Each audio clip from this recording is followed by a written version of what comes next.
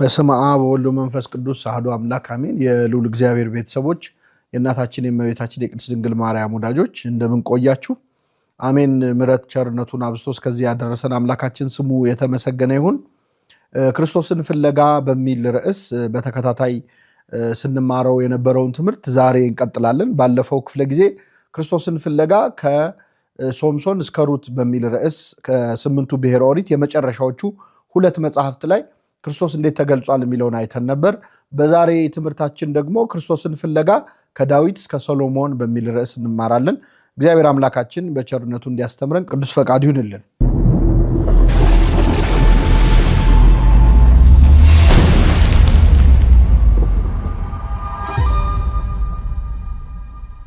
እንግዲህ ባለፈው ክፍለ ጊዜ በመጽሐፈ ሩት መጨረሻ ላይ ታስታውሱ ከሆነ መጽሐፈ ሩት ሲጠናቀቅ ቦዔዝና ሩት ከተጋቡ በኋላ ልጅ ወለዱ። ኢዮቤድ ቢባል ልጅ ወለዱ ብለን ነበር። ኢዮቤድ የእሴይ አባት ነው።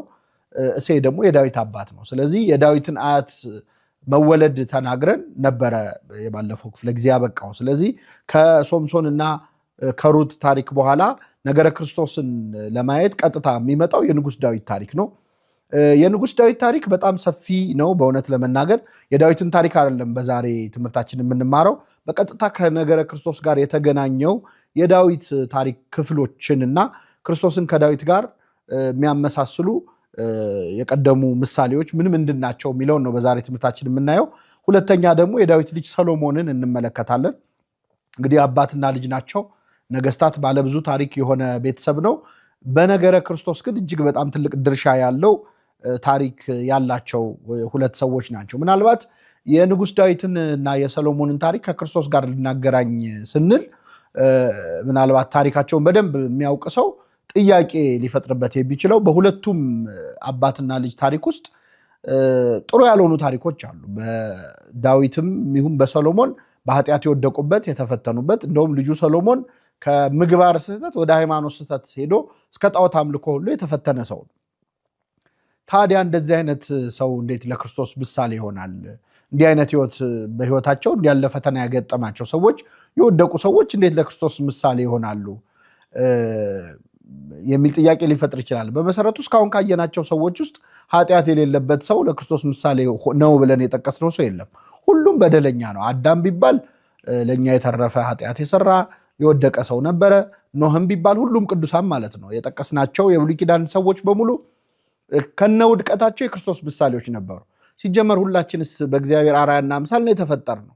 ከነ ኃጢአታችን ግን የእግዚአብሔር ምሳሌዎች ነን እና በታሪካቸው ውስጥ ምንም እንኳን መውደቅ መነሳት መሳት ቢኖርም ግን ደግሞ እግዚአብሔርን የሚገልጹ ብዙ ነገሮችን በእነሱ ውስጥ በድካማቸው ውስጥ እግዚአብሔር ገልጿል ማለት ነው። ዳዊትን ምሮታል። ዳዊትም ጥልቅ ጸሎት ጥልቅ ንስሐ ያደረገ ሰው ነው። እንደ ቸርነቱ መጠን ምሮታል። እንደ ይቅርታው ብዛት መተላለፉን ደምስሶለታል። ከበደሉ አጥቦታል፣ ከኃጢአቱ አንጽቶታል። ለምን?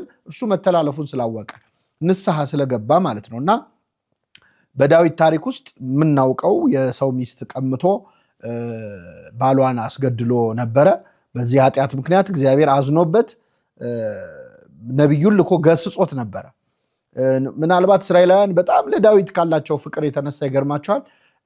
አሁንም ድረስ ያሉት እስራኤላውያን ማለት ነው የአይሁድ ረበናት አይ ዳዊት አልበደለም ለማለት ሁሉ ይቃጣሉ።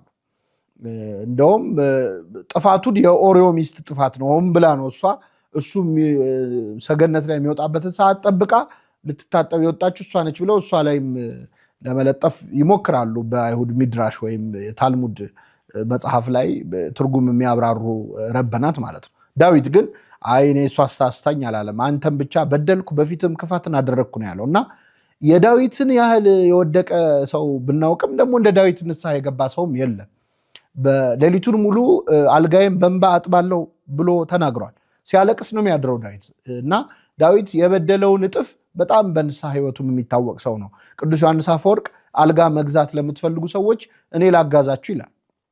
ምርጥ አልጋ ላጋዛችሁ። አልጋ የምትፈልጉ ሰዎች ምን አይነት አልጋ ነው ካላችሁ የንጉሥ አልጋ ነው።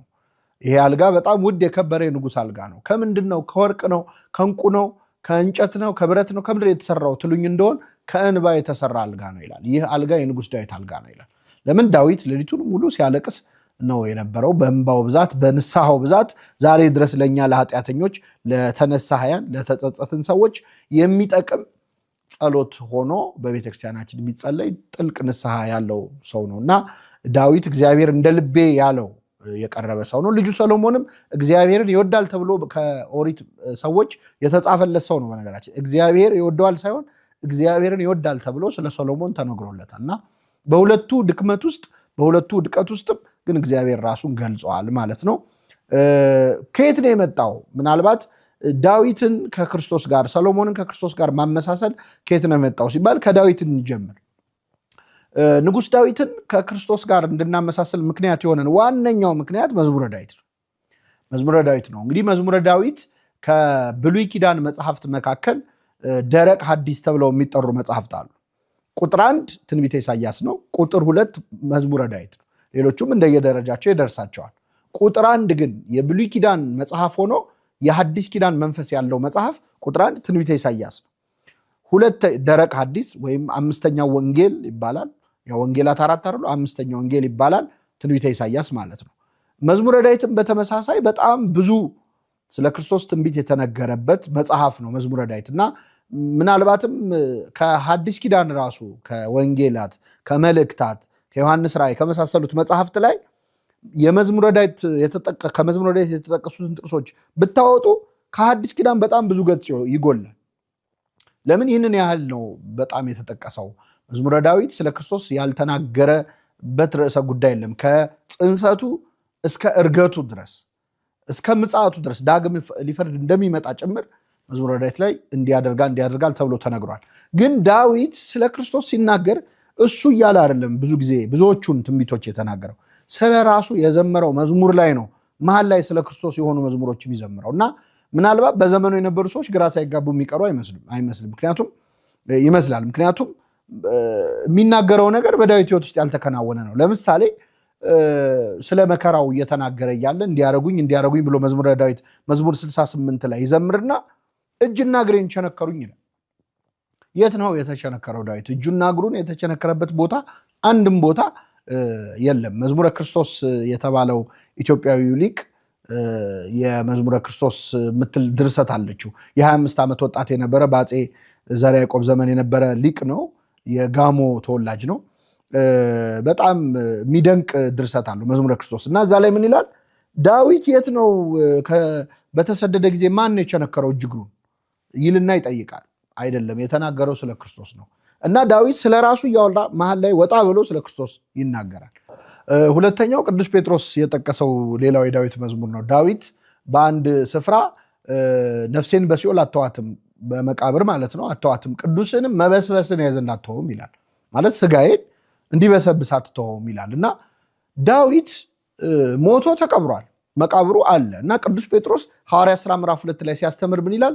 የዳዊት መቃብሩ በእኛ ዘንድ አለ ይላል። አሁንም ድረስ እንግዲህ ኢየሩሳሌም ከጽርሐ ጽዮን ጌታ የመጨረሻው ራት ሐሙስ ዕለት ካደረገበት ቤት ስር የዳዊት መቃብር ነው ያለው። አሁንም ሄደን የምንሳለመው ቦታ ነው።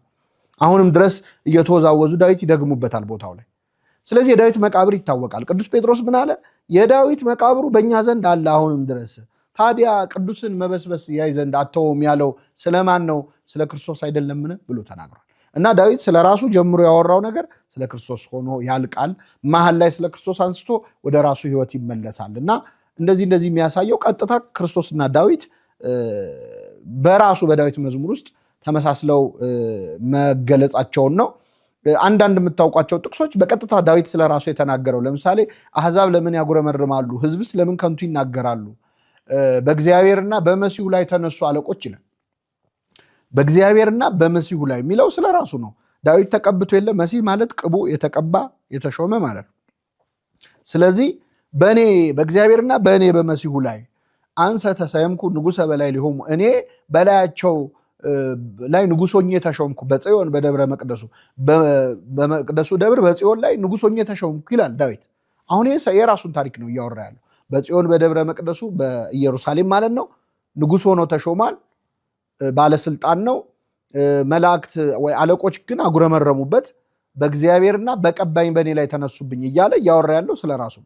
እኛ ግን ይህንኑ ታሪክ አሕዛብ ለምን አጉረመረሙ፣ ህዝቡስ ለምን ከንቱ ተናገሩ የሚለው ለክርስቶስ እንተረጉማለን። አሕዛብ ሮማውያን ለምን አጉረመረሙ፣ ህዝቡ እስራኤላውያን ይሰቀል ለምን ብለው ተነሱ፣ በእግዚአብሔርና በመሲሁ ላይ በክርስቶስ ላይ ለምን ተነሱ፣ እኔ ግን በጽዮን በድንግል ማርያም ላይ ተሾምኩ፣ ንጉሥ ሆኜ በሷ ተጸነስኩኝ፣ ተወለድኩኝ ተብሎ ለክርስቶስ ይተረጎማል ማለት ነው። እግዚአብሔር አለኝ አንተ ልጄን እኔ ዛሬ ወለድኩ ለክርስቶስ ይተረጎማል ማለት ነው።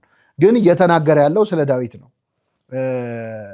ዳዊትን ልጄ ብሎት ስለነበረ እግዚአብሔር ረከብክቦ ለዳዊት ወልድ ዘከመ ልቤ፣ ልጄን ዳዊትን አገኘው እንደ ልቤ የሚሆንልኝ ስላለው ልጄ አለኝ ይላል። እሱ ግን ለክርስቶስ ነው ትርጓሜ የሚሆነው እና በአብዛኛው ስለ ዳዊት የተነገሩ ዳዊት ስለ ራሱ የተናገራቸው ነገሮች ለክርስቶስ ሆነው በኋላ ይተረጎማሉ ማለት ነው። በዚህ ምክንያት ይህንን ድፍረት አድርገን ስለ መድኃኒታችን ስለ ኢየሱስ ክርስቶስ በዳዊት ታሪክ ውስጥ እንመለከታለን ማለት ነው። እንግዲህ ንጉሥ ዳዊት ንጉሥ ሆኖ አልነበረም ታሪኩ የሚጀምረው። ማለት ሲወለዱ ጀምሮ ንጉሥ ሆነው ታሪካቸው የሚጀምር አለ። ሰሎሞን አሁን ንጉሥ ሆኖ ነው የተወለደው። ማለት የንጉሥ ልጅ ነው፣ ያው እንደሚነግስ የታወቀ ነው፣ ልዑል ሆኖ ነው ያደገው። ዳዊት ግን እረኛ ሆኖ ነው የተወለደው። ከወንድሞቹ መካከል በእድሜ ትንሽ የሆነ ልጅ ሆኖ ነው ያደገው። 151ኛ መዝሙር አለ በእኛ በግብፅ እና በአርሜኒያ ቤተክርስቲያን እንዲሁም በግሪክ ቤተክርስቲያን ቀኖና ውስጥ ያለ ካኖን ውስጥ ያለ በመጽሐፍ ቅዱስ ቀኖና ውስጥ ያለ 151ኛ መዝሙር አለ በእንተ ርዕሱ ወይም ስለ ራሱ የዘመረው እና እኔ ከወንድሞቼ ታናሽ ነበርኩኝ እንዲህ ያለ ዳዊት ስለ ራሱ እግዚአብሔር ከእረኝነት አንስቶ እንዴት እንደሾመው እንዴት እንዳከበረው የተናገረበት ማለት ነው። ስለዚህ ዳዊት እረኛ ሆኖ ነው ያደገው። የተወለደው በቤተልሔም ነው። ያው ባለፈው ክፍለ ጊዜ እንዳየነው ቦዔዝ ሲያሳርስ የነበረው በቤተልሔም ነበር። ስም በቤተልሔም ይጠራ ተብሏል እና ዳዊትም የተገኘው በቤተልሔም በይሁዳ ቤተልሔም ነበረ። በዛ ነው የኖረው ማለት ነው። ወንድሞቹ በጣም ጉልበተኞች፣ የከበሩ፣ የተመሰገኑ፣ ግርማ ሞገስ ያላቸው እነ ኤልያም ማለት ነው የመሳሰሉ ጠንካራ ወንድሞችን የነበሩት። እሱ ግን የተናቀ ነበረ፣ የተረሳ ልጅ ነበር። በነገራችን ላይ ዳዊት የሚታወስም የሚታሰብም አይነት አልነበረም። ስራው ግን እረኝነት ነበረ። በእረኝነት ቦታ ላይ በታማኝነት ያገለግል ነበር። በጥቂት የታመነ በብዙ ይሾማል እንደሚለው እግዚአብሔር በጥቂት እረኝነት ላይ መታመኑን አይቶ ነው ለንጉስነት ያጨው ማለት ነው እና ንጉሥ ዳዊት በእረኝነት በጣም በትጋት ይሰራ ነበር። የሚገርመው በእረኝነት ቦታ ላይ ያለ በጎቹን ሊበሉበት አንበሳና ድብ ይመጡበት ነበር እና ከአንበሳና ከድብ ጋር ታግሎ አሸንፎ እግዚአብሔር ኃይል ሰጥቶት ማለት ነው። በእረኛ ጉልበቱ አቅም ኖሮት አይደለም፣ እግዚአብሔር ኃይል ሆኖት ግን አንበሳውን ድል ነስቶ በጎቹን ከአንበሳና ከድብ ያስጥል የነበረ ታማኝ ነበር። ዳዊት ዘማሪም ነው፣ መዘምር ነው። እንደምታውቁት መዝሙረ ዳዊት ያው ዛሬም ድረስ የመዝሙር የምስጋና ጅረት የሚፈሰው ከመዝሙረ ዳዊት ነው። አብዛኛዎቹ ጸሎቶቻችን፣ ቅዳሴያችን፣ ምስጋናችን ሁሉ ከዳዊት መዝሙር የተቀዳ ነው እና ዳዊት በጣም የሚገርም የዝማሬ ሀብት ያለው ነበረ። ከእረኝነቱ ጊዜ ጀምሮ ይቀኛል። እረኛ እያለ እግዚአብሔር እረኛዬ ነው ይላል። ንጉሥ ሲሆን ንጉሴ አምላኬ ነው ይላል። ውጊያ ላይ ሲሆን እግዚአብሔር አምባዬ ጋሻዬ ነው ጦሬ ነው ይላል እና እንደያለበት ሁኔታ ዳዊት በጣም ድንቅ የዝማሬ ምስጋና ሀብት የነበረው ነው። 7 ሀብታት ነው ያሉት ትላለች ቤተክርስቲያናችን። ሀብተ መንግስት የንጉስነት ሀብት ነው። ሀብተ ክህነት ከካህናት ጋር ገብቶ መስዋዕት እንዲበላ ፈቅደውለታል፣ ማንም ሊበላው የማይችለውን። ስለዚህ ሀብተ ክህነት አለው፣ ከካህናት ጋር መስዋዕት ተካፍሏል። ሀብተ ትንቢት አለው፣ በጣም ብዙ ትንቢቶችን ተናግሯል። ሀብተ መዊ አለው፣ የማሸነፍ ማለት ነው። ዳዊት ድል ይነሳ ነበረ። ሀብተ በገና አለው፣ የበገና የመደርደር። ሀብተ ዝማሬ፣ መቼስ በገና መደርደር ችሎ መዝሙር የማይሆንለት አለ። ሀብተ በገናም አለው፣ ሀብተ ዝማሬም አለው። ሀብተ ፈውስም አለው። በገና ሲደረድር የሳውል ርኩስ መንፈስ ይርቅለት ነበር እና ባለብዙ ሀብት ባለብዙ ጸጋ የነበረ እግዚአብሔር እንደ ልቤ ብሎ የጠራው ሰው ነው ማለት ነው እና ንጉሥ ዳዊት በዚህ በትንሽ ዕድሜው ግን ትልቅ ነበረ። ከልጆቹ ከወንድሞቹ ይልቅ እግዚአብሔር ሞገስ ሰጥቶት ነበር። በመጨረሻ ንጉሥ ሳኦልን እግዚአብሔር ስላዘነበትና መንግስቱን ሊነጥቀው ስለወደደ በወቅቱ የነበረውን ነቢይ ነገስታትን የሚቀባውን ሳሙኤልን ወደ ቤተልሔም ሄደህ ከእሴይ ልጆች መካከል ቀባልኝ አለው። ንጉሥ አድርገህ ቀባልኝ አለው። ሳሙኤል እንደታዘዘው መጣ ማለት ነው። በጣም የሚገርመው ልጆችህን አምጣ እግዚአብሔር ንጉሥ ከልጆች መካከል መርጧል ሲለው እሴይ ያቀረባቸው ልጆች ውስጥ ዳዊት አልነበረም። ረስቶት ነበረ ባጭሩ።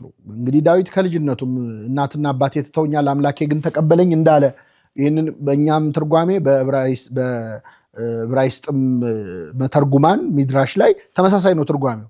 እናትና አባቴ ትተውኛል በአጠቃላይ ሁላችን የሰው ልጆች ከወንድና ከሴት ፈቃድ ነው የምንጸነሰው።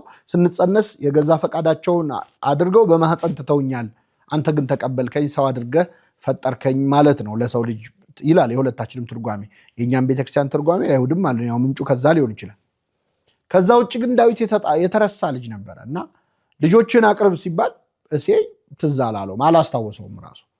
ከዛ የቀረ ልጅ አለ ወይ ተብሎ ኧረ አለ አንድ ተብሎ ነው የተጠራው። የሚገርመው በልጆቹ መልከ መልካም በነበሩት ጀግና በነበሩት ፊት የሚቀባበት ዘይት አልፈላም ነበረ። ዳዊት ግን ገና ሲመጣ ነው ዘይቱ መፍላት የጀመረው። ስለዚህ በወንድሞቹ መካከል አንበርክኮ እግዚአብሔር አከበረው ማለት ነው። በወንድሞቼ መሃል ታናሽ ነበርኩ እርሱ ግን ሾመኝ ከፍ ከፍ አደረገኝ። ለእግዚአብሔር ማን ነገረው እርሱ እግዚአብሔር እርሱ ሰማኝ ማለት ሳልነግረው ነው ያደረገልኝ ብሎ ዳዊት መዝሙር የዘመረው በዚህ ምክንያት ነው። ስለዚህ ዳዊት ተቀባ ማለት ነው።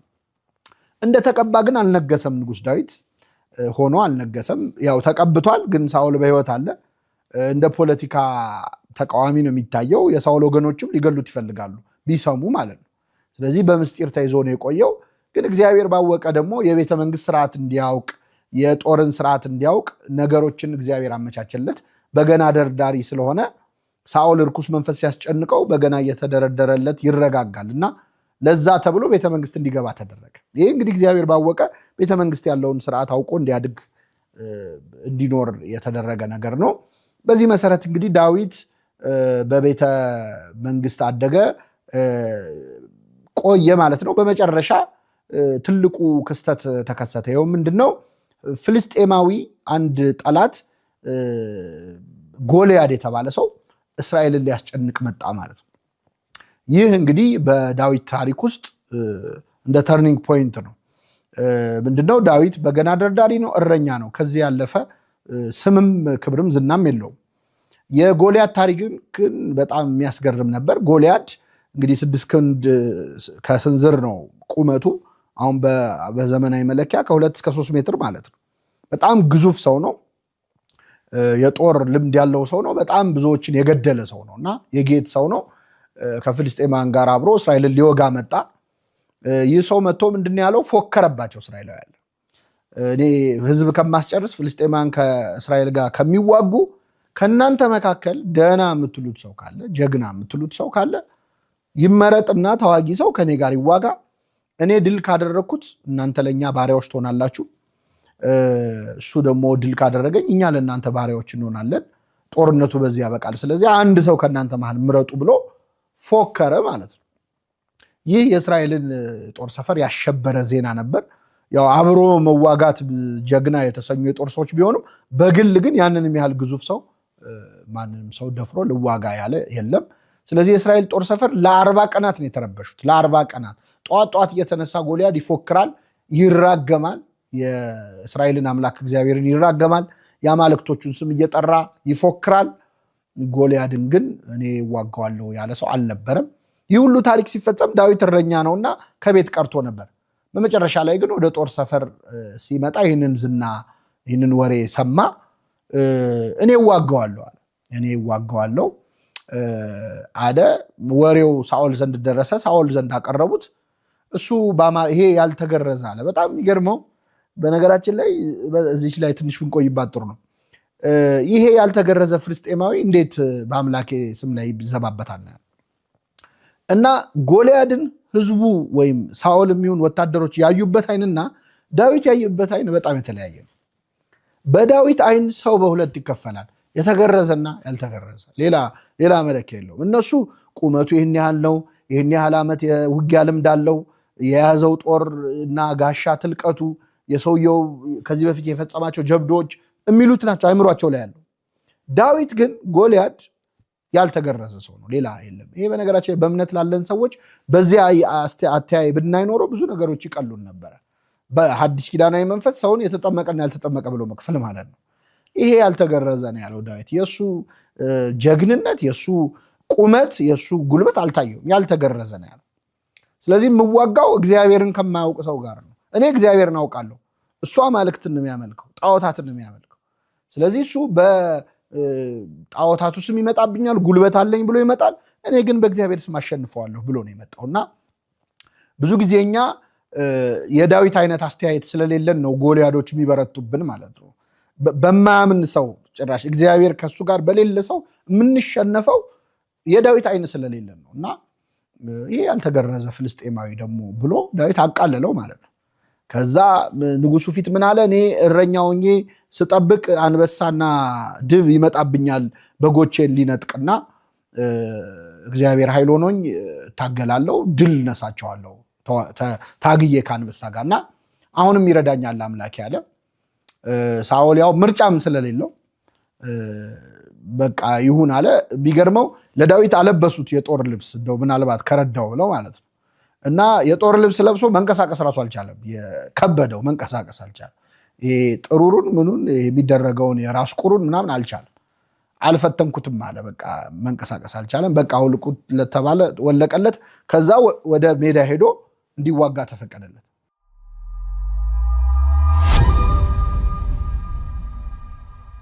እና ዳዊት ያው በእርግጥ ከእድሜው ማነስ የተነሳ እንዴት ሄዶ ይዋጋ ብለው ይህንን እረኛ ይፈቅዳሉ የሚለው ለማመን ይከብዳል። ግን ምርጫ የላቸውም። አንደኛ 40 ምናምን ቀን ቆይተዋል እና ደግሞ እግዚአብሔር ከኔ ጋር ነው እያለ ነው። እምነት አለው፣ በእርግጠኝነት ነው የሚናገረው። እግዚአብሔር ሞገስ ሰጠው ማለት ነው። ስለዚህ ዳዊት ጎልያድን ሊዋጋ ሄደ። መጀመሪያ ያደረገው ወንዝን የወረደው ወደ ወንዝ ወረደና 5 ድንጋዮች ለቀመ። እነዚህን 5 ድንጋዮች ለቀመ። ከዛ ኮሮጆ ውስጥ ከተተ። የእረኛ እንግዲህ ትጥቅ ነው። ከዛ በእጁ ደግሞ በትር ይዟል። ያንን በትር ይዞ ጎልያድ ወዳለበት ወደ ጦር ሰፈር ወረደ ማለት ነው። ጎልያድ በጣም ነው የተበሳጨው። ማለት እንደ ስድብ ነው የቆጠረው። አንድ እረኛ ሕፃን ልጅ በትር ይዞ ሲመጣበት ይሄ ነው ወይ ቢዋጋው ብሎ በጣም በጣም ተበሳጨ። ማለት እንደ ናቁት ነው የቆጠረው።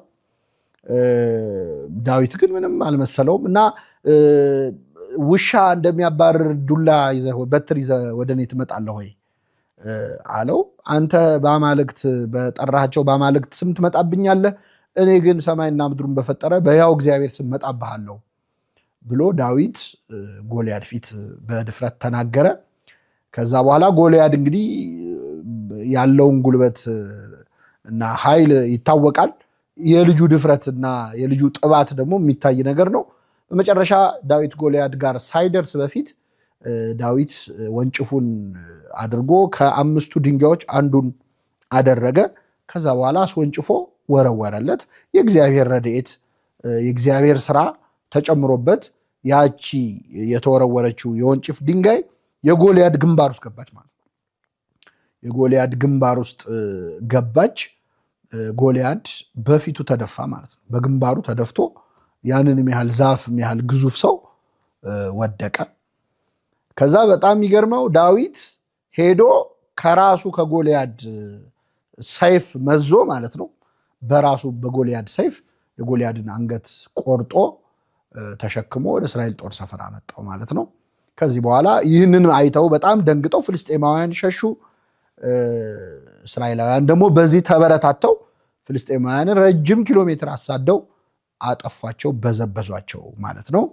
ይህ እንግዲህ እግዚአብሔር በዳዊት እጅ ያደረገው እጅግ ታላቅ ስራ ነው። በኃይሉ ብርታት አይደለም፣ በጦር ችሎታው አይደለም፣ በእጁ የያዘው በትር ነው። በበትርና በወንጭፍ በድንጋይ በድካሙ ሆኖ ትንሽ ሆኖ ጎልያድን ገንድሶ ጥሎ እስራኤላውያንን ነፃ አወጣቸው ማለት ነው።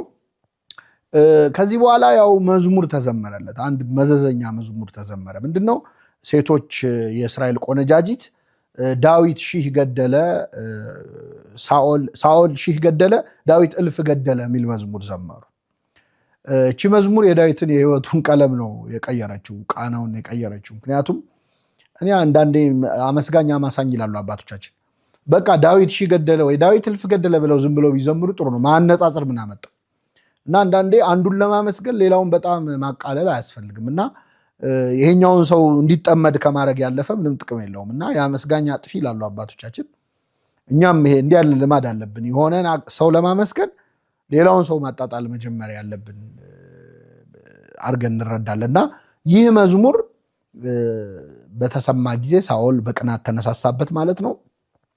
የዳዊትን ሕይወት መከራን ያሳየው ሲያሳድደው ነው የቆየው። ብዙ ተንከራቷል ዳዊት በነገራችን ላይ ያውም የተቀባ መሆኑ ሳይታወቅ ማለት ነው።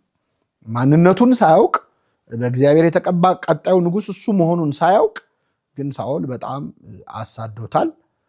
ግን ያው የእግዚአብሔር ፈቃድ ሆኖ በመጨረሻ ዳዊት በንጉስነት ዙፋን ላይ ተቀመጠ። እግዚአብሔር ቃል የገባለት የዘላለም መንግስት ሰጣለሁ ብሎ የዘላለም መንግስት ሰጣለሁ በዙፋንህ ላይ ሁል ጊዜ ልጅህ ይቀመጣል ብሎ የዘላለም መንግስት ነው የተሰጠው። ማለት ሌሎች ነገስታት እስከሆነ ጊዜ ነግሰው ህልፈት ወይም ሽረት አለባቸው ማለት ወይ ይሻራሉ ወይ ያልፋሉ። የዳዊት መንግስት ግን ለዘላለም ነው። ለመንግስቱ ፍጻሜ የለውም የሚያሰኝ የዘላለም መንግስት ነው ሰጣለሁ ብሎ እግዚአብሔር ቃል የገባለት። ስለዚህ ንጉስ ዳዊት ነገሰ። መናገሻውን በጽዮን በኢየሩሳሌም አደረገ። ኢየሩሳሌም የዳዊት ከተማ ተብላ ትጠራለች። የተወለደው በቤተልሔም ነው። ቤተልሔምም የዳዊት ከተማ ትባላለች።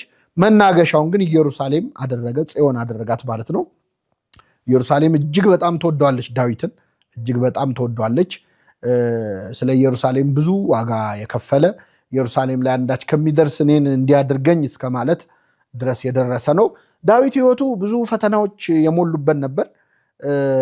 ብዙ ፈተናዎችን አልፎ ከተሾመ በኋላም በሚያሳዝን ሁኔታ የሳኦል ወገኖችም እንግዲህ ሳኦል ሕይወቱ ሙሉ ሲያሰቃየው ነበረ፣ ስልጣኔን ይቀማኛል ብሎ። ከተሾመ በኋላ ደግሞ ብዙ ተፈትኗል።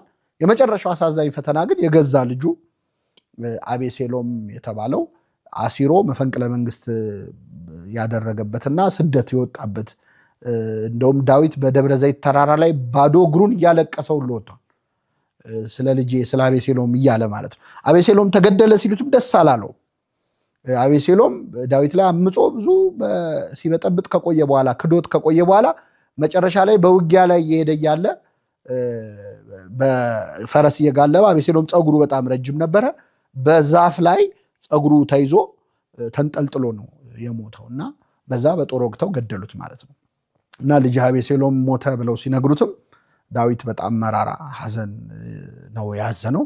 በአጠቃላይ ዳዊት ሕይወቱ ከብዙ በጥቂቱ በተለይ ከነገረ ክርስቶስ ጋር በቀጥታ የሚገናኘው ሕይወቱ ክፍል ይህንን ይመስላል። የዳዊትን ታሪክ ከክርስቶስ ጋር እንዴት ይገናኛል የሚለውን ከማየት በፊት አንድ ነገር አብራርቼ ልጀምር። ይኸው ምንድነው? ዳዊት የዘላለም መንግስት ነው የተሰጠው።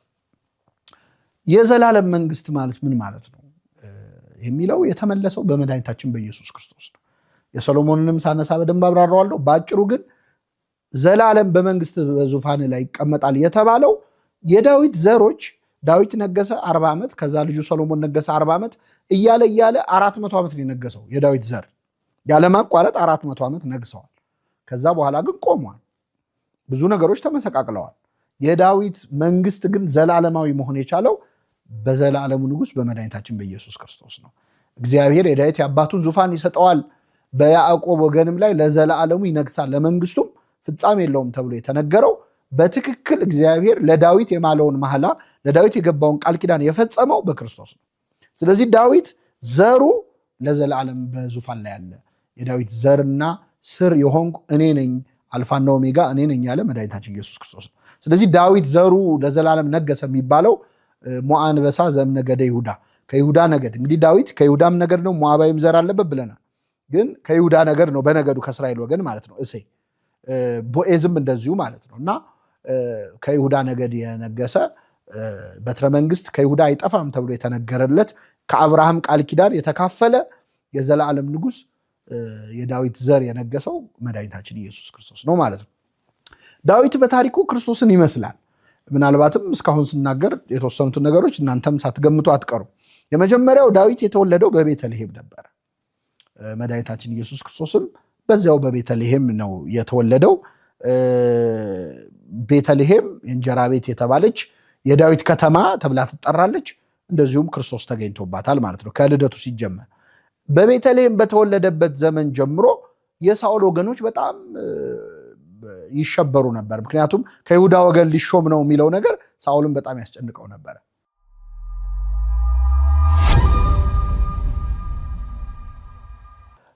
ንጉሥ ዳዊት በቤተልሔም መወለዱ ያው የክርስቶስ ምሳሌ ያደርገዋል። ሁለተኛው በተወለደ ጊዜ ተሸበሩ ይላል። በተለይ የሳኦል ወገኖች በጣም ተሸበሩ፣ ሳኦልም ጭምር በአንተ ሌላ የተቀባ ንጉሥ አለ ተብሎ ሲነገር ማን እንደሆነ ሲያጣራ ሲያፈላልግ ነበር ዳዊት መሆኑን ስላላወቀ። ግን ሳሙኤል የሆነ ነገር አድርጎ ቀብቶ እንደመጣ ጠርጥሮ ሲያጣራ ሲመረምር ነበር።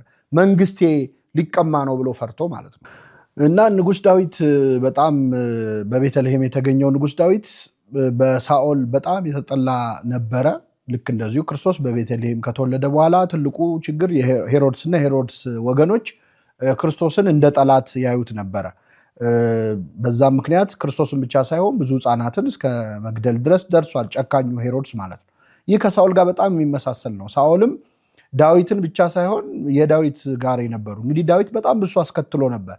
እንደውም ምን ይላል ቃሉ? ዳዊትም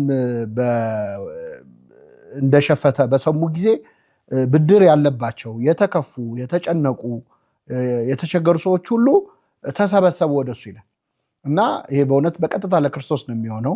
የተጨነቁ፣ የተከፉ፣ ብድር ያለባቸው፣ የኃጢአት ዕዳ ያለባቸው ሁሉ ወደሱ የሚሰበሰቡለት ዳዊት በእውነት መድኃኒታችን ኢየሱስ ክርስቶስ ነው እና ዳዊትና ክርስቶስ የሚያመሳስላቸው ሁለተኛው ሄሮድስ በክርስቶስ ላይ ያሳየው ጥላቻ ነው። ሳኦል በዳዊት ላይ ካሳየው ጥላቻ ጋር የሚነጻጸረው ማለት ነው። ሶስተኛው ነገር ዳዊት እረኛ ነበረ። እረኛም ነበር፣ ግን ንጉስም ነበረ። ንጉስነትን ከእረኝነት ያስተባበረ መድኃኒታችን ኢየሱስ ክርስቶስ ነው። ክርስቶስ ንጉስ ነው። ንጉስ ብቻም አይደለም፣ ደግሞ እረኛም ነው። መልካም እረኛ እኔ ነኝ ብሎ የተናገረ መድኃኒታችን ኢየሱስ ክርስቶስ ነው።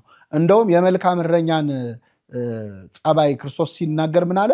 መልካም እረኛ ነፍሱን ስለ በጎቹ አሳልፎ ይሰጣል አለ። ይህ በቀጥታ በዳዊት ታሪክ ውስጥ ተፈጽሟል። ዳዊት አንበሳና ድብ ሲመጣ እነሱን ለማስጣል ከአንበሳና ከድብ ጋር ታግሎ በጎቹን ያስጥል ነበረ። በጎቹን ለማስጣል አንበሳ ከተባለ ከዲያብሎስ ጋር የታገለ የባላጋራችሁ ዲያብሎስ የሚጠውን ፈልጎ እንደሚያገሳ አንበሳ ወደ እናንተ ይመጣል ይዞራል በዙሪያችሁ የተባለውን ዲያብሎስን ድል የነሳ ስለ በጎቹ ብሎ ነፍሱን አሳልፎ የሰጠ መድኃኒታችን ኢየሱስ ክርስቶስ ነው እና ዳዊት ለበጎቹ ያሳየው ፍቅር በትክክል በክርስቶስ ታሪክ ውስጥም በተግባር ተፈጽሟል ማለት ነው። ዳዊት ከአንበሳ ጋር የታገለው ትግል ክርስቶስ ከዲያብሎስ ጋር ከታገለው ትግል ጋር ይመሳሰላል እና ዳዊት እረኛ ነው፣ ንጉስ ነው፣ ካህንም ነው። ሀብተ ክህነት አለው ብለን የለ ተሳትፏል። ክርስቶስም ሊቀ ካህናትም ነው፣ ንጉስም ነው። እንደውም የተቀባ የሚለው ስም በቀጥታ ክርስቶስ ማለት ነው። በነገራችን ላይ መሲህ ማለት ክርስቶስ በግሪክ ነው፣ መሲህ በዕብራይስጥ እና በአረብኛ ነው፣ በግዕዙ ቅቡ የተቀባ ማለት ነው። ስለዚህ ዳዊት የተቀባ ነበረ፣ ቅቡ ነበረ። ክርስቶስም ክርስቶስ ነው ማለት የተቀባ ነው፣ ቅቡ ነው። ቅቡ ነው ሲባል አንዳንዶች እንደሚመስላቸው አይደለም። በእኛ ቤተክርስቲያን ትምህርት በተዋህዶ ከበረ ማለት ነው። ማለት ስጋና መለኮት ሲዋሃዱ መለኮት ለስጋው ቅባቶ ነው ወይም ደግሞ አከበረው፣ ከፍ ከፍ አደረገው። መለኮት ስጋን በመዋሃዱ በተዋህዶ ከበረ ብላ ተተረጉሟለች። ሌሎች እንደሚሉት አብ ቀቢ፣ ወልድ ተቀቢ፣ መንፈስ ቅዱስ ቅባት የሚል ትምህርት የለም በእኛ። የእኛ ቤተክርስቲያን በተዋህዶ ከበረን ነው የምታስተምረው። ስለዚህ ዳዊት በእርግጥም የተቀባ መሲህ ነበረ። በእግዚአብሔርና በመሲሁ ላይ ተነሱ የሚለው በትክክል በክርስቶስ ታሪክ ውስጥ ተተርጉሟል ማለት ነው። ስለዚህ ዳዊት ክርስቶስን በትክክል ይመስላል ማለት ነው። ዳዊት ክርስቶስን የመምሰሉ ታሪክ ግን ዋነኛው የዳዊትን ሕይወት ቃና የቀየረው ያልኩት ቅድም ከጎልያድ ጋር ያደረገው ትግል ነው። ዳዊት ከጎልያድ ጋር ያደረገው ትግል ክርስቶስ ከዲያብሎስ ጋር ከሞት ጋር ከሲኦል ጋር ያደረገውን የመጨረሻ የማዳን ስራ ነው የሚያሳየው። መድኃኒታችን ኢየሱስ ክርስቶስ እንደምታውቁት በእኛ ላይ የረጅም ዓመት ጠላት የነበረ እንዴት ነው? ጎልያድ ረጅም ነበር ይላል አይደለ? በነገራችን ላይ መጽሐፍ ቅዱስ ላይ ብዙ ጥቅሶች ርዝመት ከተናገሩ የዘመንን ምክንያት ለምሳሌ እግዚአብሔርን በረጅም ዙፋን ላይ አየዋለሁ ሲል ቅድምናውን ዘላለም መኖሩን ነው የሚያሳየው እንጂ እግዚአብሔር የሚለካ ርዝመት ኖሮት አይደለም። እና የጎልያድ ርዝመት ማለት ኃጢአት በእኛ ላይ፣ ሰይጣን በእኛ ላይ፣ ሞት በእኛ ላይ ምን ያህል ጉልበት እንደነበረው ነው የሚያሳየው። በጣም ረጅም ነበረ፣ በጣም ጉልበት ነበረው እና ብዙዎችን ድል ያደረገ አሸናፊ፣ ድል አድራጊ የነበረ ነው። ድል ነሽ የነበረ ነው። ይህ ማለት ለ5500 ዘመናት በሰው ልጅ ላይ ሰልጥኖ የነበረው ሞት፣ ሲኦልና ዲያብሎስ ናቸው። ሞት ሁሉንም ከአዳም እስከ ሙሴ ድረስ ሁሉ ለሞት የተሸነፉ ሆኑ። ስንቶችን ሰብሮ ጥሏል። ሞት ድል አድራጊ ነበር እና ማን ነው ከእናንተ መሃል እስቲ እኔን ድል የሚያደርግ እያለ ለ5000 ዘመን ሲፎክርብን ነበረ። በሲኦል ሆዱ ነፍሳትን እየከተተ በዲያብሎስ እጁ እየተጠቀመ ሞት እኛን ድል አድርጎን ቆይቷል ማለት ነው እና ይህንን የብዙ ዓመት ፉከራ ማንም ሰው አልቻለም ነበር። ብዙ እኮ ኃያላን ናቸው፣ ጀግኖች ናቸው፣ ግን ከጎልያድ ጋር መዋጋት አልቻሉም ነበር። ብዙ ጻድቃን፣ ነቢያት፣ ቅዱሳን ማን ነው ከነሱ መሃል ከሞት ጋር ታግሎ ሰውን ከሞት ያስጣለ? ማንም የለም። ብዙ ተጋድሏቸው ቅድስናቸው አልጠቀማቸውም። ጽድቃችን እንደ መርገም ጨርቅ ሆነ ብለው እስኪያዝኑ ድረስ የስንት ዓመት የጦር ሜዳ ውሎ ከጎልያድ ጋር ግን ለመታገል አልበቃ። ማን ነው ጎልያድን መጥቶ የተገዳደረው? ብላቴናው ዳዊት፣ ከቤተልሔም የተገኘው ብላቴና ዳዊት ነበረ። ይህ መድኃኒታችን ኢየሱስ ክርስቶስ ነው። በጉልበቱ ነው ወይ ጎልያድን ድል የነሳው? አይደለም፣ በደካማነቱ ነው፣ በትንሽነቱ ነው። ክርስቶስም በኃይሉ አይደለም፣ በመለኮታዊ ኃይሉ አይደለም ዲያብሎስን ድል የነሳው፣ በትህትናው ነው፣ ዝቅ በማድረጉ ነው ራሱ እንጂ በጉልበት አይደለም፣ በስጋዊ መንገድ አይደለም፣ በስጋዊ በደማዊ ሐሳብ አይደለም። እና ዳዊት ጎልያድን ድል ለመንሳት በእጁ በትር ይዞ ነበረ። የኛ ዳዊት ክርስቶስ ደግሞ የያዘው በትር ተሸክሞት የወጣው መስቀል ነዋ። ሌላ ምን አለ? በእጁ በትር ይዞ ነበር። ወደ ወንዝ ዳር ወጣ ይላል። ጥምቀትን ነው። በዮርዳኖስ ተጠምቆ 5 ድንጋዮች ለቀመ። የኛ ቤተክርስቲያን ትርጓሜ 5ቱ ድንጋዮች ዳዊት ከወንዝ ዳር የለቀመው የ5ቱ አዕማደ ምስጢር ምሳሌ ናቸው ይላሉ። ምስጢረ ሥላሴ፣ ምስጢረ ሥጋዌ፣ ምስጢረ ጥምቀት፣ ምስጢረ ቁርባን፣ ምስጢረ ትንሣኤ። ክርስቶስ በምድር ሳለ ያስተማራቸው ትምህርቶች ሲጠቀለሉ እነዚህ 5 ድንጋዮች ናቸው። በኮሮጆ የያዛቸው ድንጋዮች ማለት ነው። እና መስቀሉን ተሸክሞ ጎልያድን ሊነሳ ሲፈልግ ከ5ቱ ድንጋዮች አንዱን ለቀመ። ምስጢረ ሥጋዌውን ነው፣ ሰው የመሆኑን ምስጢር ነው። ድንጋይ የሚል ካገኛችሁ ትርጓሜው ራሱ ክርስቶስ ነው። ያም ማለት ክርስቶስ ነበረ የሌለ አለት የተባለ መድኃኒታችን ኢየሱስ ክርስቶስ ነው። ግንበኞች የናቁት ድንጋይ እርሱ የማዕዘን ራስ ሆነ የተባለ አለት። ሕፃናቶችሽን በአለት ላይ የሚፈጠፍጣቸው የተመሰገነ ነው። የሐሳብ ኃጢአቶችን በአለት ክርስቶስ ላይ በስጋው በደሙ ላይ የሚፈጠፍጣቸው የተመሰገነ ነው ብለን ተረጉማል። ስለዚህ ምስጢረ ሥጋዌው ነው። ከ5ቱ ድንጋዮች አንዱ የእሱ ሰው መሆን ነው። እሱ ራሱ ነው። አለቱ ማን ነው? ክርስቶስ ነው። አባቶቻችሁ በመንገድ ላይ ሲከተላቸው ከነበረው ከዚያ ድንጋይ ጠጥተዋል። ያም ማለት ክርስቶስ ነበረ ተብሎ ስለዚህ ከ5ቱ ድንጋዮች አንዱን አውጥቶ ወረወረው። ግንባሩ ላይ ነው የመታው። ሲራገም አልነበረ እግዚአብሔርን? የእስራኤልን አምላክ ሲራገም አልነበረ? እግዚአብሔርን የሚራገም ሰው ይገደል የሚል ነበረ ጎልያድን የፈጸመው። ስለዚህ ወረወረበት፣ ግንባሩን አለው። የዲያብሎስን የሞትን ስልጣን ክርስቶስ እንዴት ድል እንዳደረገ ነው የሚያሳዩ። ግንባሩን አለው። ራሱን ቀጥቅጦ ጣለው በመስቀሉ ማለት ነው። በእጁ በያዘው በትርና በወረወረው ድንጋይ በሥጋዌው ሰው በመሆኑ በአምላክነቱ በትህትናው ሰው በመሆኑ የጎልያድን ግንባር የሞትን ግንባር ጣለው። ጎልያድ ዘፍ ብሎ ወደቀ። በጣም በሚገርም ሁኔታ ስንት እኮ ድል አድርጎ ነበረ። ጋሻውን ይዞ ጦሩን ይዞ ወደቀ። ስንት ዓመት ድል የነሳ ጦር ይዟል እኮ በእጁ፣ ግን ጦሩ አልጠቀመውም። ሞትም በክርስቶስ እንደዚህ ነው የተዋረደው። ሞት ሆይ መውጊያ የት አለ? ዳዊት ጎልያድን ዘበተበት። ጎልያድ ሆይ ጦር የት አለ? መውጊያ የት አለ? ጋሻ የት አለ? ድል መንሳት የት አለ እንዳለው ክርስቶስም ሞት ሆይ መውጊያ የት አለ? ሲኦል ሆይ ድል መንሳት የት አለ ብሎ መዘበት እንድንችል አደረገን። ቅዱስ ጳውሎስ በሌላ ስፍራ በሞቱ የሞትን ኃይል ሽሮ ይላል። የሚገርመው ጎልያድን ከጣለው በኋላ ዳዊት የጎልያድ ደረት ላይ ቆሞ በራሱ በጎልያድ ሰይፍ ነው ጎልያድን አንገቱን የቆረጠው። ክርስቶስም ሞትን ያሸነፈው በምንድን ነው ካላችሁ፣ በሞት ነው። በሞት ነው። ሞት የሞተበት ቀን ባለፈውም እንዳየነው ዕለተ ዓርብ ነው። ከበደ ሚካኤል የተባሉት የሀገራችን ደራሲ ጠይቀው ነበር በተገናኘን ሰሎሞንን ማለት ነው። ጠይቀው ነበር በተገናኘን ሞት የሚሞትበት ቀኑ መቼ ይሆን ብለዋል። እንግዲህ በሰማይ ቤት ተገናኝተው መልሶላቸው ይሆናል አላቅም። ግን ሞት ከሞተ 2000 ዓመት ሆነው። ሞት የሞተው መቼ ነው? ዓርብ ዕለት ነዋ። የሞት ሞት በተባለው በክርስቶስ ሞት ነው። ስለዚህ ሞት ብዙዎችን ይገልበት በነበረው በራሱ ኃይል ራሱ ድል ተነሳ። እንደዚሁ ጎልያድን ራሱ ብዙዎችን በገደለበት ሰይፍ ነው አይደል አንገቱን የቆረጠው። ክርስቶስም ሞት ብዙዎችን ድል በነሳበት ሰይፍ በራሱ ሞቶ በሞቱ ሞትን አጠፋ። ስለዚህ በሞቱ ሞትን ሽሮ ያለው ቅዱስ ጳውሎስ ይሄንን ነው። በሞቱ አሞቶ ለሞት ይላል ቅዳሴያችን። በሞቱ ሞትን ገደለው፣ ጨለማንም አሰቃየኸው፣ ዘለፈው፣ ሞትን አዋረደው ማለት ነው። ከዚህ በኋላ ያው የሰው ልጆች ሁሉ ነፃ ወጡ። ከጎልያድ ጀርባ የነበሩት ሁሉ አጋንንት ናቸው፣ ፍልስጤማውያን ናቸው።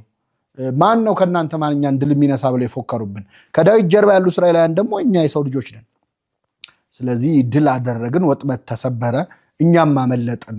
ለጥርሳቸው ንክሻ ያላደረገን እግዚአብሔር የተመሰገነ ይሁን ብለን ጎልያድ ዲያብሎስ፣ ጎልያድ ሞት፣ ጎልያድ ሲኦል ድል በተነሱበት ዕለት ትልቅ መዝሙር እንዘምራለን። ለዳዊት መዝሙር ዘመሩለት። ምን የሚል መዝሙር ዘመሩለት? ሳኦል ሺህ ገደለ፣ ዳዊት እልፍ ገደለ የሚል መዝሙር ዘመሩለት። ይህ መዝሙር በጣም አበሳጨው፣ ሳኦልንም የሳኦልንም ወገኖች አበሳጨ። በመዝሙር የተጠመደ ሆነ ዳዊት ማለት ነው። ክርስቶስ ይሄ አልገጠመውም እንዴ? ሆሳዕና ለዳዊት ልጅ መድኃኒት በእግዚአብሔር ስም የሚመጣ ብለው በዘመሩለት ጊዜ አይሁድ ተበሳጩ፣ ከተማው ተረበሸ ሁሉ አሉ። እኔ እኮ የሚገርም ነው። የከተማ ሰላማውን ካሳሰባቸው ይሰቀል ይሰቀል ሲባል ሳይረበሽም፣ በሳምንቱ ይሰቀል ሲባል አብረው በሉ ሲሉ ነበር።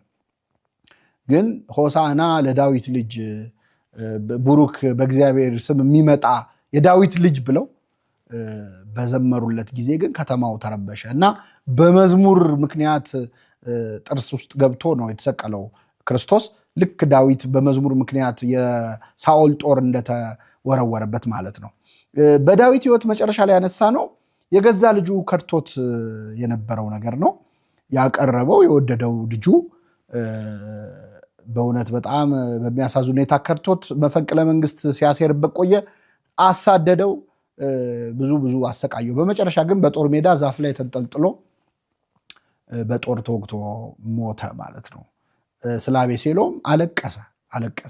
ይህንን እኔ ምን ተረጉምላችኋለሁ? ክርስቶስ ያቀረበው ማንን ነው ካላችሁ ይሁዳን ነው። ዳዊት እንደውም የሰላሜ ሰው የታመንኩበት እንጀራዬን የበላ ተረከዙን በእኔ ላይ ያነሳ ብሎ የተናገረው ቃል በቀጥታ በክርስቶስ ምንጠቅሰው ለይሁዳ ነው፣ ራሱን ቃሉም ማለት ነው። ስለዚህ ዳዊት አቤሴሎም በከዳው ጊዜ የታመመውን ህመም ክርስቶስ ይሁዳ ሲከዳው ታሞታል። በጣም የሚገርም ነገር ልንገራችሁ። ዳዊት አቤሴሎም በከዳው ጊዜ እያለቀሰ የደብረ ዘይትን ተራራ ወጣ። በሚገርም ሁኔታ ክርስቶስ በጸሎተ ሐሙስ እየተጨነቀ የጸለየው እዛው ተራራ ላይ ነው፣ እዛው ደብረ ዘይት ላይ ነው ማለት ነው። ስለዚህ የዳዊትን ለቅሶ ክርስቶስ ደግሞታል በይሁዳ ምክንያት ማለት ነው። እንግዲህ ክርስቶስ የመጀመሪያ ህመሙ የይሁዳ መካድ ነበረ። በሚያሳዝን ሁኔታ አባቱን ዳዊትን የከዳው አቤሴሎም በጦር ሜዳ ዛፍ ላይ ተንጠልጥሎ ነው የሞተው። ይሁዳ እስከዚህ የተለየ አሟሟት መች አለው? ታንቆ ሞተ ነው የሚለው አይደለ? ወንጌላቱ ታንቆ ሞተ፣ ሆዱ ተዘርግፎ ሞተ። ሁለቱም ተፈጽሟል። ታነቀ ማለት ዛፍ ላይ መንጠልጠሉን ነው የሚያሳየው። ሆዱ መዘርገፉ ደግሞ ከዛፍ ሲወድቅ የገጠመውን ነው። አቤሴሎምን በተመሳሳይ ዛፍ ላይ ተንጠልጥሎ ነው የሞተው ቢባል አዎ ዛፍ ላይ ፀጉሩ ይዞት ነው።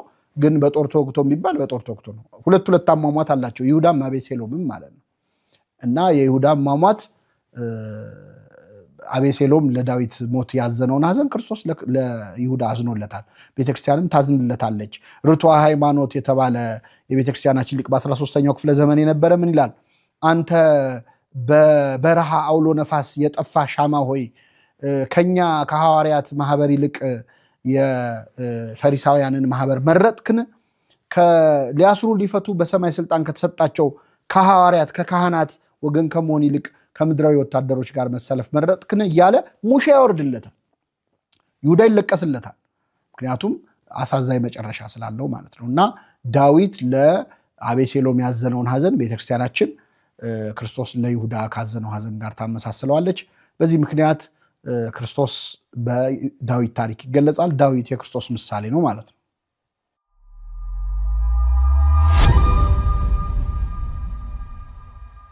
ዛሬ የምንመለከተው ሁለተኛው የዳዊት ልጅን ሰሎሞንን ነው። ሰሎሞን የዳዊት ልጅ ነው። የዳዊት ልጅ የሚለው ስም ብቻ ራሱ ከክርስቶስ ጋር ያመሳስለዋል። ወልደ ዳዊት የዳዊት ልጅ ተብሎ ይጠራል። ገና የማቴዎስ ወንጌል ሲጀምር የአብርሃም ልጅ የዳዊት ልጅ የኢየሱስ ክርስቶስ የትውልድ መጽሐፍ ይላል። በነገራችን ላይ ዳዊት ለሰራው ኃጢአት ክርስቶስ ምሕረት ማድረጉን ከምናውቅባቸው መንገዶች አንዱ የዳዊት ልጅ ተብሎ መጠራቱ። የዳዊት ልጅ ተብሎ መጠራት ማለት አባቴ ብሎ ሊጠራው አላፈረበትም። መቼስ በደለኛ ነው ብለን የምናስበው ክፉ ነው ብለን የምናስበውን ሰው አባቴ ነው ብለን ለመጥራት እኮ እናፍርበታለን። የስጋ አባታችንም ቢሆን አባትህ ነው ሲባል ጥሩ አባት ከሆነ ዝና ያለው መልካም ነገር ካለው አናፍርም። ግን የሆነ ሕጸጽ ያለበት ከሆነ አባታችን ነው ብሎ ለመጥራት እንሸማቀቃለን። የኋላ ታሪኮቻቸው የሚያሳፍሯቸው ሰዎች ስለ ቤተሰባቸው እንዲወራ አይፈልጉም። ዳዊት በድሏል፣ ወድቋል። ግን ክርስቶስ እንደማረው የምናውቀው አባቴ ብሎ ሊጠራው ፈቃደኛ ሆነ። የዳዊት ልጅ ተብሎ ሊጠራ ራሱንም እኔ የዳዊት ዘርና ስር ነኝ ብሏል። በምድር እያለ ብቻ አይደለም፣ በሰማይ ለዮሐንስ እኮ በራእይ ነግሮታል እኮ። ዮሐንስ ራእይ ላይ ሲያየው እኔ የዳዊት ስርና ዘር ነኝ ብሎታል። ስለዚህ አባቴ ብሎ ሊጠራበት አላፈረም። እኛ መንፈሳዊ አባቶቻችን፣ ንስሐ አባቶቻችን፣ ካህናት የሆነ ሕጸጽ ቢኖርባቸው አባቴ ናቸው ብለን ለመቀጠል ፈቃደኛ ነን ወይ? የኔ ንስሐ አባት ናቸው ለማለት። በስጋ አባታችንም ተመሳሳይ ነው። ክርስቶስ ግን ሩህሩህ አምላክ መሐሪ አምላክ ስለሆነ ዳዊትን መማሩን ከምናይበት ነገር አንዱ የዳዊት ልጅ ተብሎ ተጠርቷል።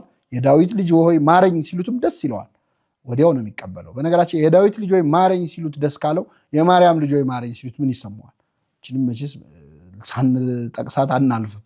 ምክንያቱም ዳዊት ብዙ በድሎ የዳዊት ልጅ ሊባል ከፈቀደ ምንም ያልበደለች እናቱ ድንግል ማርያምን የማርያም ልጅ ሆይ ሲሉት ምን ያህል ደስ ይለው ይሆን? እና ለማንኛውም የዳዊት ልጅ የተባለ ሰሎሞን ነው። በቀጥታ በዳዊት ዙፋን ላይ የተቀመጠው ንጉሥ ሰሎሞን ነው። ሰሎሞን የመድኃኒታችን የኢየሱስ ክርስቶስ ምሳሌ ነው። ምንድነው? ይህንን ከየት ነው ያገኘ ነው? ራሱ ክርስቶስ ነው የነገረ። የማቴዎስ ወንጌል ምዕራፍ 12 ላይ ራሱን ከሰሎሞን ጋር አነጻጽሮ ክርስቶስ ተናግሯል። ምን አለ? የሳባ ንግስት ወይም ደግሞ ንግስት አዜብ፣ የደቡብ ምዕራብ ንግስት ማለት ነው። አዜብ ማለት በዚህ ትውልድ ላይ ተነስታ ትፈርድበታለች አለ። በመጨረሻው ዘመን ንግስተ ሳባ በዚህ ትውልድ ላይ ተነስታ ትፈርድበታለች። ለምን? የሰሎሞንን ጥበብ ለማየት ከምድር ዳርቻ መታለችና ይልና ክርስቶስ ይላል ከሰሎሞን የሚበልጥ ከዚህ አለ ይላል። ራሱን ከሰሎሞን ጋር አነጻጸረ ክርስቶስ። ምን አለ? የሳባ ንግስት የሰሎሞንን ጥበብ ለማየት ሩቅ መንገድ ተጉዛ መታ ነበረ። እኔ ከሰሎሞን የምበልጥ እዚህ ያለው ግን ይሄ ትውልድ መጥቶ እኔ የምለውን ቃል አልሰማም አጠገቡ ሆኜ። ስለዚህ በዚህ ትውልድ ላይ የሳባ ንግስት ትፈርድበታለች አለ። ስለዚህ ራሱን ከሰሎሞን ጋር አነጻጸረ ክርስቶስ ማለት ነው። የሰሎሞንን ጥበብ የሻተችን ሳባን ደግሞ ከዚህ ትውልድ ጋር አነጻጸራ። ስለዚህ የራሱ የመድኃኒታችን የኢየሱስ ክርስቶስን ንግግር ይዘን ነው ሰሎሞንን ከክርስቶስ ጋር የምናመሳስለው። ሰሎሞን የዳዊት ልጅ በመሆኑ አንደኛ ክርስቶስን ይመስላል፣ ሁለተኛ ሰላማዊ ማለት ነው። ሰሎሞን ማለት ሰላማዊ ማለት ነው። በእርግጥም በዘመኑ አንጻራዊ ሰላም ነበረ። በሰሎሞን ዘመን ብዙ ጦርነት አልነበረም። ከፍተኛ የመረጋጋት የሰላም የብልጽግና ዘመን ነበር ያ ዘመን እና ሰላማዊ ኢየሱስ ክርስቶስ ሰላመ ካህበን እያልን የምንጸልየው ሰላማዊው ክርስቶስ ሆይ ሰላምህን ስጠን፣ ሰላምህን አጽናልን እያልን እንለምነዋለን። ስለዚህ ክርስቶስ እና ሰሎሞን በዚህ ይመሳሰላሉ። ሶስተኛው ሰሎሞን እግዚአብሔርን የለመነው ልመና በጣም የሚገርም ነው። ምን ላድርግልህ አለው። ምን ላድርግልህ እስቲ ምን ልስጥህ ብሎ ሲጠይቀው የጠየቀው ምንድነው? ጥበብና ማስተዋልን ስጠኝ ነው ያለው። በጣም እንደ ሰሎሞን በነገራችን ላይ ልጅ ሆኖ ሳለ ብልህ ሰው ይላል። 12 ዓመቱ ነው። በ12 ዓመቱ ግን ምንድን ያለው? ጥበብንና ማስተዋልን ስጠኝ አለ። ጥበብንና ማስተዋልን ስጠኝ ሲለው እግዚአብሔር በልመናው ተደሰተና አንተ የለመንከኝ ሀብትን አይደለም አለ፣ ወይም የጠላቶችህን ደንደስ ወይም የጠላቶችህን ጀርባ ለመንከኝ ማለት ጠላቶችን ድል አድርጋቸው በጦርነት ላሸንፍ አሸናፊ አድርገኝ አላልክም። ወይም የጠላቶችን ላጥፋቸው ድል ስጠኝ አላልከኝ። ወይም ገንዘብ ስጠኝ ሀብት ስጠኝ አላልከኝ። የለመንከኝ ጥበብን ስለሆነ እኔ ግን ጨምሬ ሀብትንም ጠላቶችንም ላይ ድል መንሳትን ጨምሬ እሰጥሃለሁ አለው። እግዚአብሔር ደስ ሲያሰኘው ልመና ያልተለመነውን ይሰጣል፣ ከተለመነው በላይ ይሰጣል። በመንግስት አስበኝ ሲለው ያ ወንበዴ ደስ አለው። ትትን ነው በመንግስት አስበኝ ነው ያለው። መቼስ አሁኑኑ አድነኝ ቢል የወንበዴ ትዕቢተኛ ይባል ነበር። በመንግስት አስበኝ ሲል ደስ አለውና ዛሬ ከኔ ጋር በገነት ትሆናለህ አለው። ያ ቀራጭ ትዝ ይላቸዋል። ቀና ብዬ ሰማይና ኃጢአተኛ ነኝ ብሎ በቤተ መቅደስ ያግብዝ በሳምንት 2 ጾማለሁ እንዲያረጋለሁ እያለ ጽድቁን ሲዘረዝር፣ እሱ ግን ቀና ብሎ ሰማዩን ማየት አፍሮ ጌታዬ ኢየሱስ ክርስቶስ ሆይ እኔን ኃጢአተኛውን ማረኝ እያለ ይጸልይ ነበር። ያም ሰው ጻድቅ ሆኖ ተመለሰ ይላል። ጌታ ኢየሱስ ክርስቶስ ሆይ ጻድቅ አድርገኝ አላለም፣ ማረኝ ነው ያለው። ደስ አለው በትትና ማረኝ ሲባል ኧረ የምን መማር ልጨምርልህ ብሎ ጻድቅ አደረገው ይላል። ጸልዮ ጻድቅ ሆኖ ወጣ። ተማረ አይደለም ጻድቅ ሆኖ ወጣ። እና እግዚአብሔር ጥቂት ሲለምኑ ብዙ የሚሰጥ አምላክ ነው። እና ሰሎሞንንም ተደሰተበት። ጥበብን ነው የለመንከው አንተ፣ ግን እኔ ያለመንካቸውንም ጨምሬ እሰጥሃለሁ አለ። እና እንደው ልመናችን ላይ ጠንቀቅ እንበል ነው። ደህና በቃ መንፈሳዊ ልመና ሲለምን እግዚአብሔር ደግሞ ነግሮናል እኮ አልሰሰተም። አስቀድማችሁ ጽድቁንና መንግስቱን እሹ ሌላውን ጨምርላችኋለሁ ብሎ እና ለነፍስ ስትለምን ለስጋ ይጨምርልሃል እግዚአብሔር ማለት ነው። እና ሰሎሞን ጥበብን የተሞላ ነበረ። እንደ ሰሎሞን ያለ ጠቢብ ተገኝቶ አያውቅም። የዝማሬ የቅኔ የፍልስፍና ሁሉ ማንም ያልደረሰበት በሀብትም እስካሁን ድረስ በነገራችን ላይ የሰሎሞን ኔትወርዙ አሁን ያሉ ይህ ቪዲዮ በተቀረጸበት ዘመን ያሉ ዓለማችን ላይ ያሉ ባለሀብቶች ከሰሎሞን አንጻር ድሃ ናቸው። አሁንም ዓለም ላይ ባለው የገንዘብ መጠን ማለት ነው። እስካሁን ድረስ ያልተሰበረ ሪከርድ ነው የሰሎሞን ሀብት ማለት ነው። በብዙ የተሞላ ነበረ። ከክርስቶስ ጋር ይመስለዋል። ክርስቶስ ጠቢብ ብቻ አይደለም፣ ጥበብ ነው። ጥበብ ሰ መድኃኒ ነው እቱ ጥበብ መድኃኒታችን ኢየሱስ ክርስቶስ ነው። እንደ ሰሎሞን ለምኖ ጥበብ የሚሰጠው ሳይሆን ራሱ ጥበብ የሆነ ነው ክርስቶስ። ራሱ ጥበብ የሆነ ክርስቶስ ነው። ጥበብ ቤቷን ሰራች፣ 7 አዕማዷን አቆመች የተባለ ቤተክርስቲያኑን የሰራ እውነተኛው ጥበብ መድኃኒታችን ኢየሱስ ክርስቶስ ነው። ቅድስት ጥበብ ሆሊ ሶፊያ ተብሎ የሚጠራ መድኃኒታችን ኢየሱስ ክርስቶስ ነው ማለት ነው። ስለዚህ ሰሎሞን በዚህ ምክንያት ክርስቶስን ይመስላል። ሰሎሞን ያደረገው ጥበቡን የሚያሳይ ነገር አለ። ምንድን ነው? 2 ሴቶች ሰሎሞን ጋር መጡ እና ሰሎሞን ጋር መጥተው ምን ጠየቁት? እንግዲህ ጋለቦቶች የነበሩ ሴቶች ናቸው። ሁለቱም ወለዱ እና ልድገመው። ሰሎሞን ምን ያህል ጠቢብ እንደሆነ እና ፍርድን ማስተዋልን እንደሚያውቅ በርት እንደሚፈርድ የሚያሳይ አንድ ምሳሌ ሁላችን የምናውቀዋል። ይኸው ምንድነው? 2 ሴቶች ሰሎሞን ጋር ዳኘን ብለው መጡ። ምንድነው የመጡበት ነገር? ሁለቱም ሴቶች እኩል ይወልዳሉ። እኩል ከወለዱ በኋላ የአንደኛዋ ሴት ሕፃኑ ልጅ ወዲያው ይሞታል። ይቺ ሴት ሲሞትባት የሞተውን ልጇን ወስዳ ደህና ልጅ ከወለደችው ጋር ጤነኛ በህይወት ያለው ልጅ ጋር ትቀያየርና ቤቷ ገብታ ትተኛለች። ከዛ ጠዋት ሲነሱ ይቺ ሴት ልጇ ያልሆነ የሞተ ልጅ አጠገቧ ተቀምጦ ታገኛለች እና ይህን ባየች ጊዜ በጣም ትደነግጣለች። አምጪ ልጄን፣ መቼስ ልጇን አታጣውም፣ ሌላ ሰው ግን አያውቀውም። አይ የኔ ልጅ ነው የኔ ልጅ ነው አለች። ማንም ሊዳኛቸው አልቻለም። ከዛ ጠቢቡ ሰሎሞን ዘንድ መጡ ማለት ነው።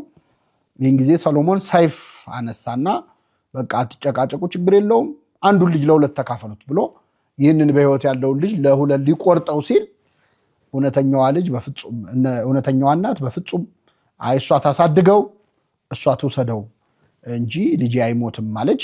በትክክል እናት መሆኗ ታወቀ ማለት ነው። ለእውነተኛዋ እናቲቱ ሰጣት ማለት ነው። በዚህ ምክንያት እግዚአብሔር ለሰሎሞን ጥበብ እንደሰጠው ሰው ሁሉ አስተዋለ ይላል። ይህንን የቤተክርስቲያናችን ሊቃውንት ተርጉመውታል። ሰሎሞን መድኃኒታችን ኢየሱስ ክርስቶስ ነው። እነዚህ 2 ሴቶች ቤተ አይሁድ ወይም ቤተ ምኩራብና ቤተክርስቲያን ናቸው። በህይወት ያለ ልጅ ያላት ቅድስት ቤተክርስቲያን ናት።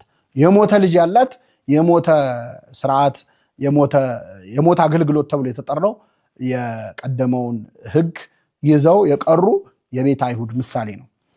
እነሱ ህይወት የሌለው አገልግሎት ላይ ነው ያሉት ማለት ነው። ምክንያቱም ያን እንግዲህ ኦሪትን ስላችሁ ይሄ 613ቱን ሕግጋት ያለፉትን ማለት ነው እንጂ 10ቱ ትእዛዛት ተሽሯል እያለ አይደለም። አንዳንድ ሰው የምግባሩን የእግዚአብሔርን ያስተማረውን መልካም ነገር ሁሉ አይደለም እሱ ሳይሆን መስዋዕተ ኦሪት የመሳሰለውን ነው 613ቱን ሕግጋተ አይሁድ ማለት ነው።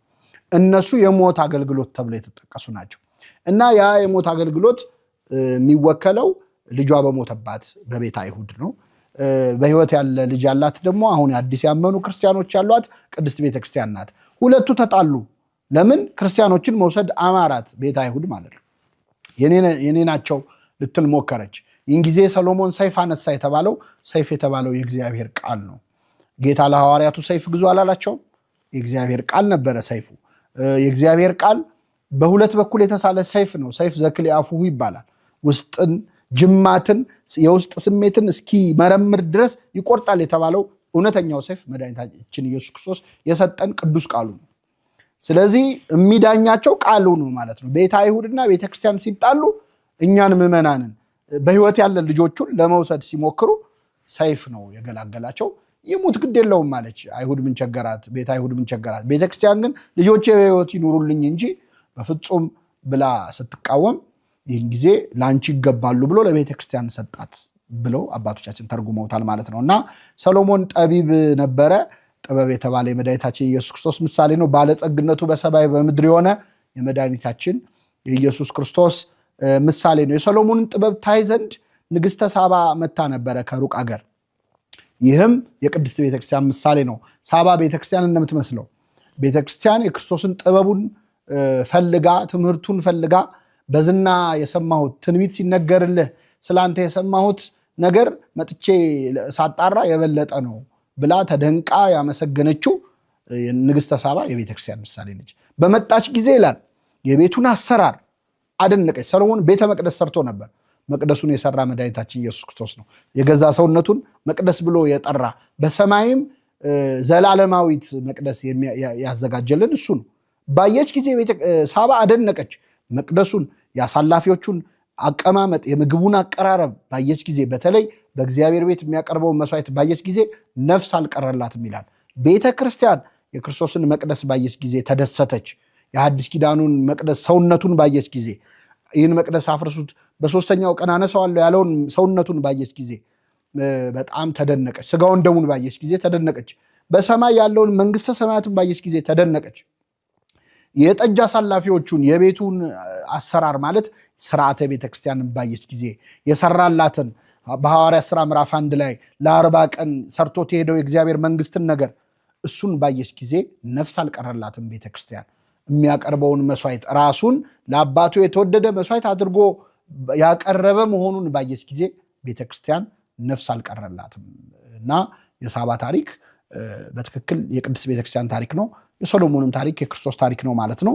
በዚህ መሰረት ቤተክርስቲያናችን ሰሎሞንን የመድኃኒታችን የኢየሱስ ክርስቶስ ምሳሌ አድርጋ ትገልጸዋለች ማለት ነው። እንግዲህ እነዚህ ሁለት ነገስታት ሰሎሞንና ዳዊት የክርስቶስ ምሳሌ ናቸው። ሁለቱም ባለቅኔዎች ናቸው። ከዚህ ትምህርት ጋር ባልተያያዘ መንገድ ለብቻው የምንመለከተው የመዝሙረ ዳዊትንም መኃልየ ሰሎሞንም ለብቻው ምን ማለት ነው ስለምንድን ነው የሚያወራው የሚለውን መመልከታችን የግድ ነው። ለዛሬ ግን እነዚህን ሁለት ነገስታት ክርስቶስን ይመስላሉ የሚለውን በዚህ መልኩ አይተናል። ይቆየን። የሰማነውን በልቡናችን ያሳድርብን።